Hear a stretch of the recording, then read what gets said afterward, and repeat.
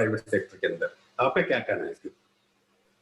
सबसे पहले demand protection के लिए पुअरेस्ट ऑफ द पुअर में जो इम्पैक्ट हुआ है, वहां direct transfer of resources, food, medicine and money, ये करना चाहिए। और जब ये करेंगे तो इसके साथ डिमांड को भी सपोर्ट आएगा। अगर गरीब आदमी को पैसा मिले, एसेंशियल्स खरीदे, उससे डिमांड सपोर्ट भी आएगा।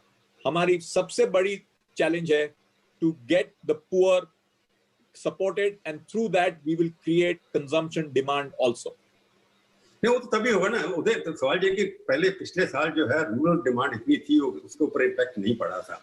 ऐसे प्रोजेक्शन अभी आ रहे हैं कि रूरल इकोनॉमी, अभी टू व्हीलर जैसे देखा, मैं फिगर देख रहा कि रूरल इकोनॉमी इम्पैक्ट कर रही है और किसानों के लिए पैसा इतना नहीं दिया जा रहा जितना दिया जाना चाहिए। अभी किसी ने क्रिटिसाइज किया है कि पिछले 6 साल के अंदर 6 लाख करोड़ के राइट ऑफ किए लोन कॉर्पोरेट सेक्टर के आपने, परंतु फार्मर्स के लिए पिछले 70 साल के अंदर 1,70,000 से ज्यादा नहीं किए। उनके हाथ में डिमांड ही नहीं है कि इनपुट कॉस्ट की बढ़ती जा रही है। आपने देखा होगा फूड ग्रेन का इन्फ्लेशन काफी बढ़ता चला जा रहा है और आपका WPI पहली बार हिंदुस्तान के अंदर कंज्यूमर से डबल है CPI से। तो इसका इम्पैक्ट तो डिमांड के ऊपर पड़ेगा ना आपके ऊपर, जब पैसा ही नहीं होगा लोगों के हाथ में। इसीलिए मैंने आपसे सबसे पहले कहा कि time for deficit financing including printing of money, ये समय है। उससे डिमांड सपोर्ट आएगा और शॉर्ट टर्म इकोनॉमिक बूस्ट रहेगा। और इन द मीन टाइम जो लॉन्ग टर्म प्लान है, इन्वेस्टमेंट प्लान है जो सरकार का और प्राइवेट सेक्टर का, वो अगले 1 से 2 साल में अगर पिकअप हो तो उसके लिए interim breather is government giving out money.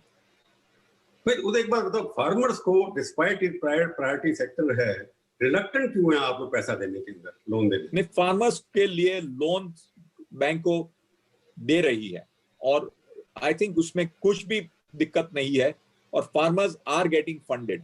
The challenge is that covid first wave में रूरल इंडिया में इंपैक्ट नहीं हुआ था, सेकंड वेव में रूरल इंडिया में बहुत सा इंपैक्ट हुआ है।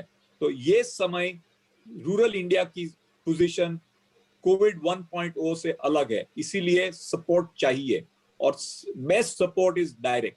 अभी आप इमेज, क्योंकि इस बार इमेज काफी धक्का लगा है बिकॉज ऑफ व्हाटएवर रीजंस यहाँ पर जो हुआ है कि हर जगह न्यूयॉर्क टाइम पढ़िए, कुछ पढ़िए, फ्रंट पेज पे हमारे खिलाफ खबरें छपती रहती हैं। एज ए CIA प्रेसिडेंट आपको भी वरी होती होगी ना थोड़ी सी।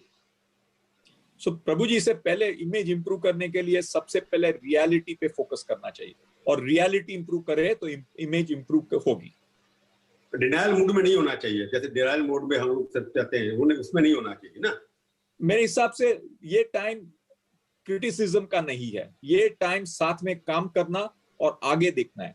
अगर हम गाड़ी चलाते हैं तो रियर व्यू मिरर से नहीं, लेकिन आगे की विंडशील्ड से देख के चलानी चाहिए। सो आगे देखें, जो हुआ उसके लिए भारत के लोगों को पीड़ा हुई, लेकिन अभी आगे चले।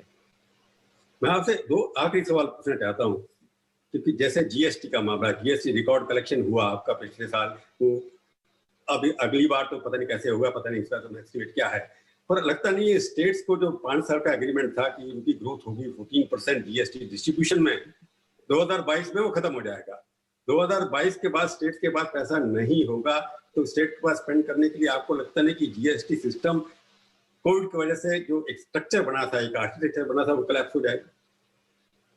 मेरे हिसाब से सेंट्रल गवर्नमेंट और स्टेट गवर्नमेंट को इस बारे में GST काउंसिल में डिस्कशन करनी होगी और सेंटर